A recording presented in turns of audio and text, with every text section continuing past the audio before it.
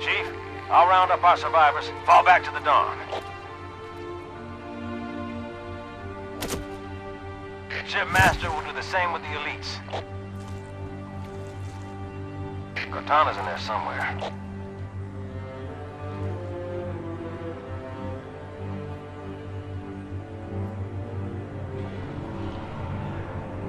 Hey there, Canonites. Welcome back to Halo Canon. We're doing Cortana today. Got Mendicant Bias and Nocte Vagus from Halo Archive. Hello, guys. Hello. And just briefly want to talk about that opening with, the two Banshees. That's just one thing I loved about Halo 3 is, the inclusion of these extra characters in the cinematics. Granted, not all of them, sadly, but the fact that at least the Arbiter scene, would, depending on how many players you have, will actually change how certain things will play out. It's really, really cool. But I hope we canonical. Order is the Arbiter with him the entire time, or? Oh, I am getting eaten alive. I've always viewed it that the single player is the canonical. And mostly that's just taken because of how co-op has been treated in past games. So, who knows? Where the hell are you? Child, why have you come? I offer no forgiveness. The father's sins pass to his son. Yeah, that's great. I'm about to go on a tangent because this level actually infuriates me. Oh, really? Yes, I hate it. I hate it so much. Oh. I'll wait. No, you can talk through this stuff. Okay, but... Okay, the entire premise of the mission is that you're going through High Charity to get Cortana. High Charity at this point is the Flood. Like, there's no difference. Yeah. It's fully infected.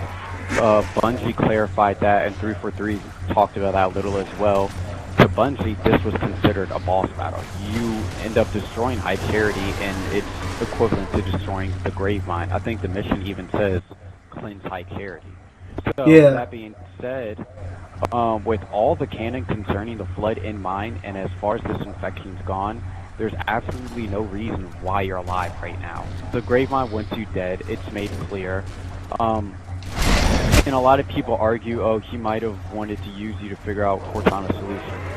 Okay, so even after he finds that out, and he's pissed about that as well, you're still alive. And it doesn't make sense when the Beastarium makes it blatantly clear that the Flood Super Cell can mutate into anything once the right amount of biomass is given and a critical stage is reached, which this is. I mean, hell, you even have them... Gravemind to swallow you up. Why does he allow you to progress? Like, there's no explanation for it whatsoever. Especially when the Master Chief is terrified of the Flood. And I know a lot of fans are like, oh, he's not afraid of everything, blah, blah. He's a character, and he's a human. And in the Flood, he talks, like, mentally about, he's traumatized by... Wait, he's in the library for 14 hours, I think, or some prolonged period of time by himself. Yeah, that's a crazy amount of time. And he's fighting the Flood, and all by himself, and he remarks, like, how much he needs Cortana, how reassuring her presence would be, and how, like, terrifying it is to fight the Flood alone. He's traumatized by it. He's scared. It scares him crazy. He nearly died, like, twice. Like, and for him to take on an entire hive by himself, that matches nothing in canon. The Eurodidac was mind-fucked by a Gravemind, and we see the consequences of that. So why isn't something similar happening to the Chief? What is up with that? And I'd love an explanation on... Nope. I love an explanation for Bungie as to why they created this level in the first place, if they're going to ignore their own canon, or, possibly 343, like...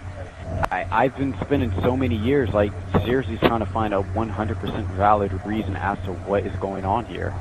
Like, literally, look at these pods. Infection forms everywhere. He can just burst all of them open, swarm you, done. Like,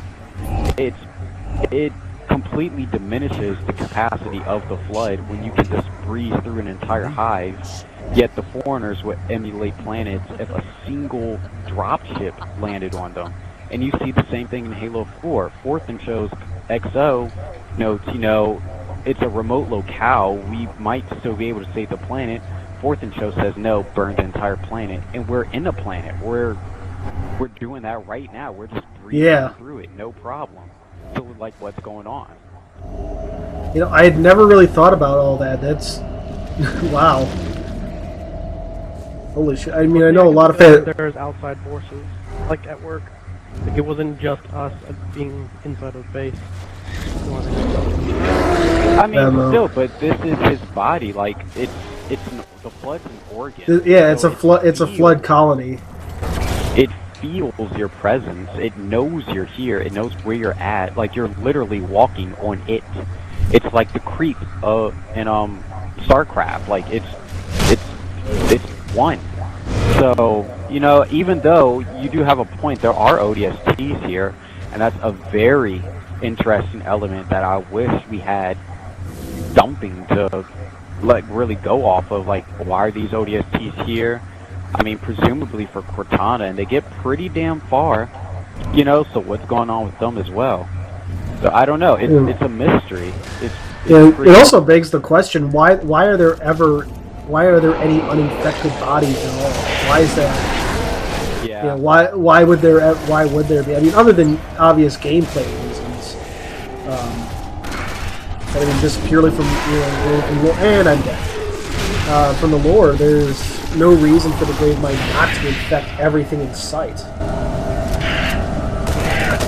Yeah, I mean, and I don't even really see a gameplay element, because you could easily just turn the bodies into bones and place weapons by them still, or just have like the armor.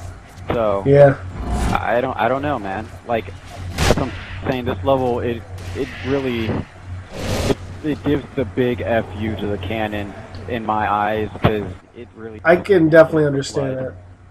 You like games? Also fun bit. So do I. It was the coin's fault! I wanted to make you strong, keep you safe. I'm sorry, I can't. The one time those actually make sense. For those watching, now it's actually a reference to John's Fall of Reach, encounter with Halsey. She gave him a coin, and he flipped it. It landed on heads, I believe, or tails. He called the right one, and from there on, his designation as a Spartan was luck. Like, that was his thing. He was always lucky. He'd always win. Yep. And to expand on that, 343, they're kind of showing the other side that, John, for the last 40 years, he's won every battle. Like, more or less. He doesn't necessarily understand the concept of losing. He lost Cortana. He lost to the Didact. He lost the city.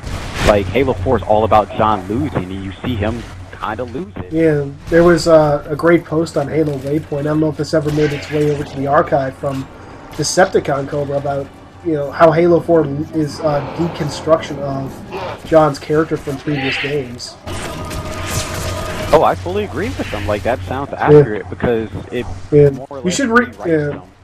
If I can find it, I'll send you the link to it sometime. It is absolutely brilliant.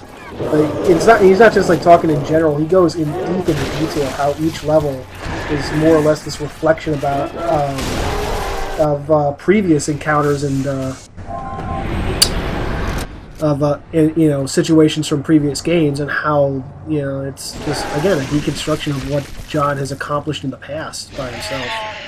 Oh, I fully believe it, and I can't wait to read it, because I'm in the same line of thought. Like, throughout the game, he's losing. Like, some circumstances, the goal kind of changes, and you could say, well, I didn't really lose because the goal changed. But, John, I can't really see where he won in Halo 4, especially with the ending segment. Like, he looks up and he's looking at a city being, like the people... composed, So for him, I really wanted, like, when he sits there at the bridge and looks at Earth with Lasky, on one hand, most fans are like, he's kind of being a dick by not speaking to Lasky, and they most likely fall in line with Spartans are sociopaths, they don't know how to communicate.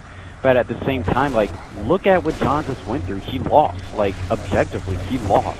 Yeah. And he's feeling it. He's feeling what it feels like to lose. I mean, he's lost things in the past in the form of his Spartan buddies, but Cortana was definitely a unique situation for him. I think the way Cobra put it is oh God, I wish I could remember for this because he goes into why like Cortana's lost in particular is such a unique situation for him. It's this is I had to do he says, I promise I'm gonna get you back to Earth. We're gonna find Halsey and that's gonna fix everything. Has taught me And every time he tries, it just, as you said, he keeps losing. He keeps getting knocked down. I will know all that I possess. How about you know all that you possess right now?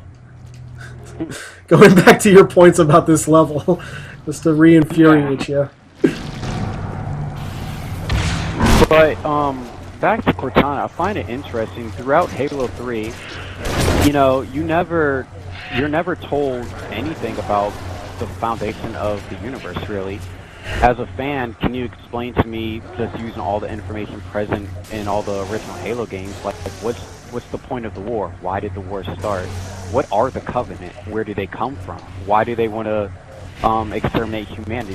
What is the Spartan? How were the Spartan 2s created? Those elements aren't explained, and they're the foundation. They're rather critical. Innies don't even get brought up, and you know they're really significant to the lore as well. And I have to give it to 343 because in one game, 343, what we got Innies, they kind of touch upon the Covenant a bit more. You got the Didact. They fully explained him. In the terminals in game, you have more than enough novel material to go in hand. They didn't really explain the Spartan 4s, but you got more understanding with the Spartan 2s with the opening cinematic. Like, 343 did a very good job explaining the universe in one game, and Bungie had 10 years and didn't explain anything in their main trilogy, so that's definitely something to be aware of if you feel like criticizing 343's lore-wise or anything they've done, because I mean I can just constantly list like some extremely positive things on their behalf. I mean, don't get me wrong, there's some problems like Kilo 5, we've all had issues with that. I don't agree with how fast humanity has been progressing post-war, but see, I'm still convinced that that's just the perception that we get. Excuse me, the perception that we get. Not so much the actual reality. I'm certain that if Infinity were not around in Halo 4 or by that era, humanity would be just, you know, they'd have the what's the phrase? Like they'd have the foot, or they'd be kicked out from beneath or whatever. I'm trying to think of what the phrase is. You know what I mean? Oh, like, so you think we're just kind of seeing all the flashy new things, not necessarily standard? Not necessarily the way it actually is, and most of it that's the way I've perceived it, and it mostly just comes from, you know, the power of Infinity, which if that were gone, humanity would kind of just be, they'd probably be pretty bad off, because I can't, for lack of a better word. Now, this is a pretty interesting thing because we're seeing the generators for High Charity, or are these the backup generators? I was never. They'd probably be backup just because, as we learn, both in Halo 2 and in, I think Contact Harvest was the one where it's, you know, the High Charity is mostly powered by the Dreadnought. It might have been some of the ancillary material it's too. Contact Harvest, yeah, I remember. Yeah. The Mendicant bias was about to take off, and they were freaking out, and the Legolo ended up stopping him, and they removed him from the key ship. Yeah.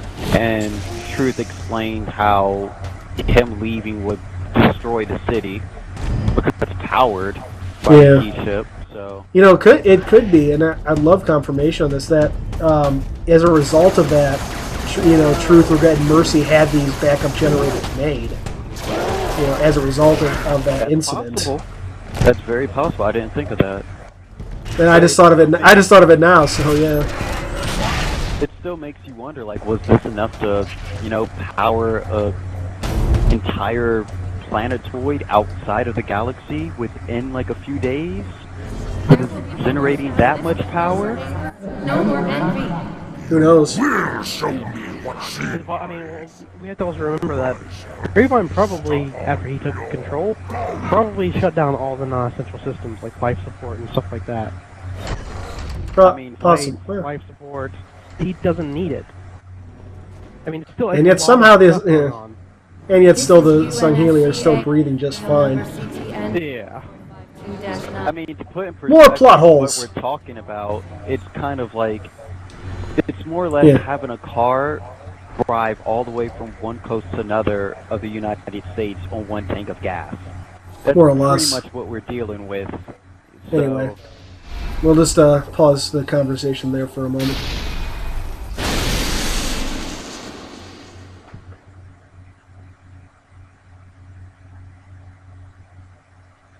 You found me.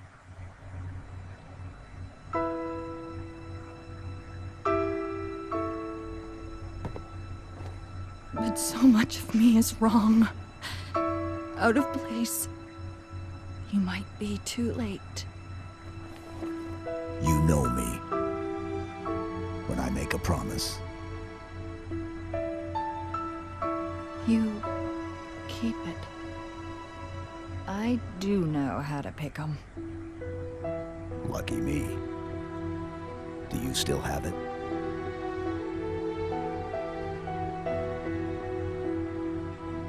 The activation index from the first Halo ring. A little souvenir I hung on to, just in case. Got an escape plan? Thought I'd try shooting my way out. Mix things up a little.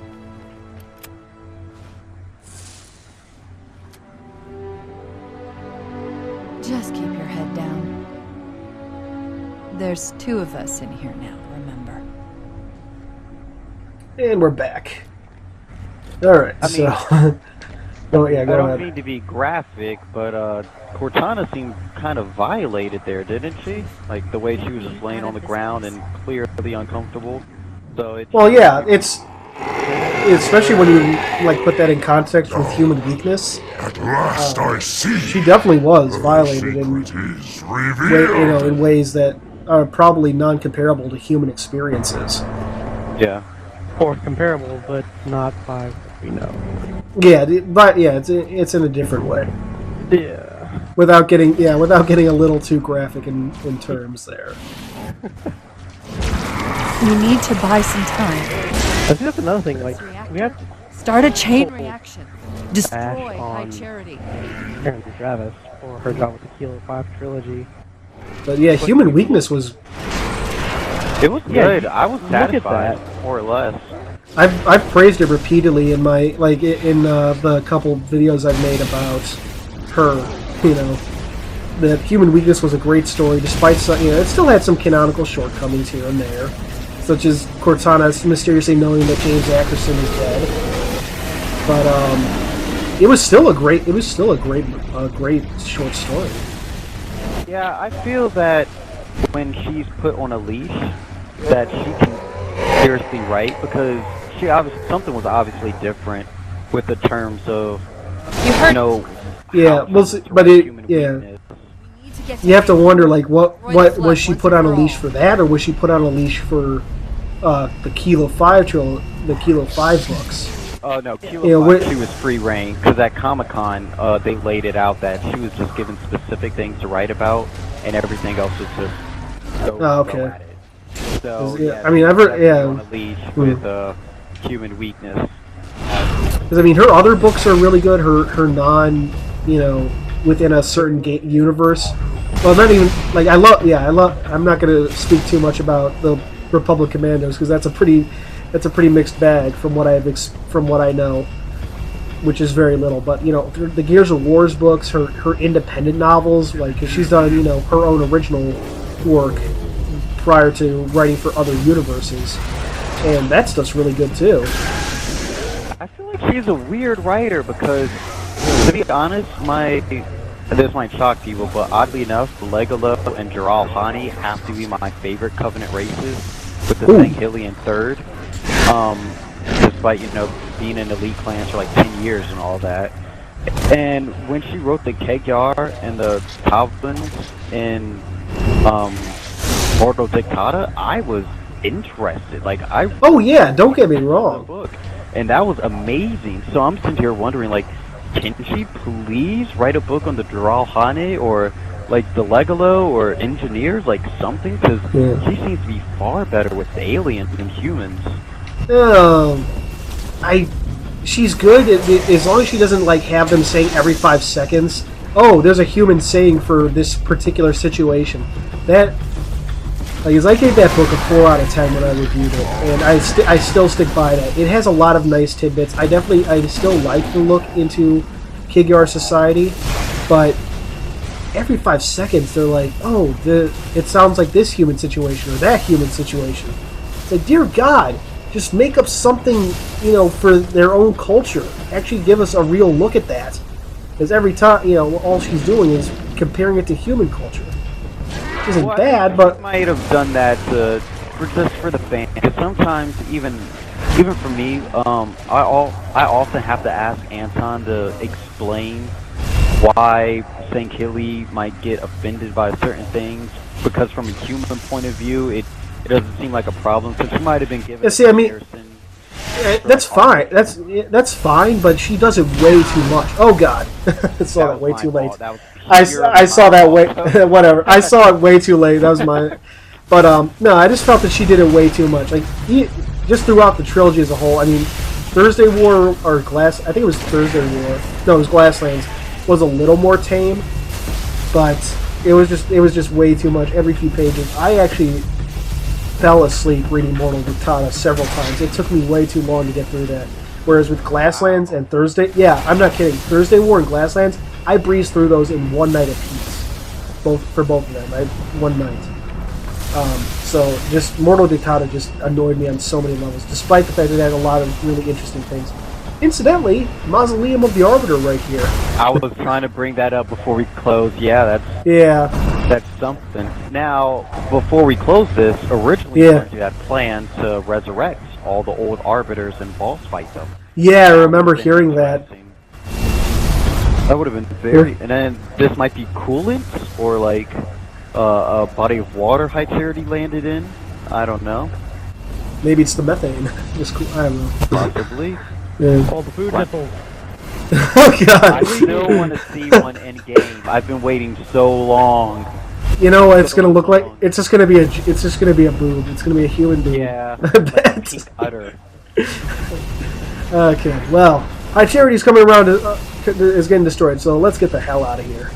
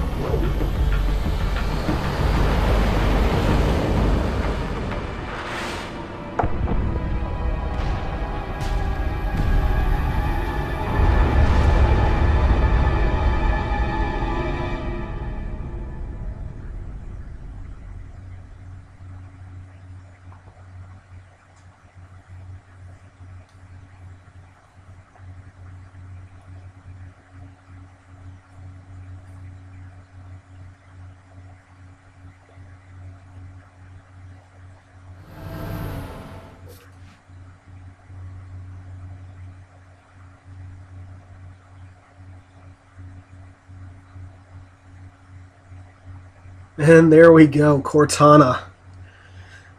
Well, things definitely got heated in discussing that level, especially at the beginning. I got to say thank you, because that opened my eyes in a lot of ways that I had not thought about a lot of that, despite how many times I've played through that level. So, like, I still like it as a game level, and I think it gets bashed on too much by people. But from a lore perspective, just holy shit, I had not thought about that before. So. Thanks for opening my eyes and hopefully the eyes of some of the viewers here. So, no problem, man. I love explaining stuff like that. Yeah. So, That was Cortana. Thanks for watching, as always, Spartans. This has been Halo Canon, and we'll see you next time. Hey guys, thanks for watching my video. It means a lot. If you like this video, please give it a thumbs up, subscribe, and maybe share it around on whatever social media you choose. Your support is greatly appreciated. I cannot stress that enough. Thanks for watching.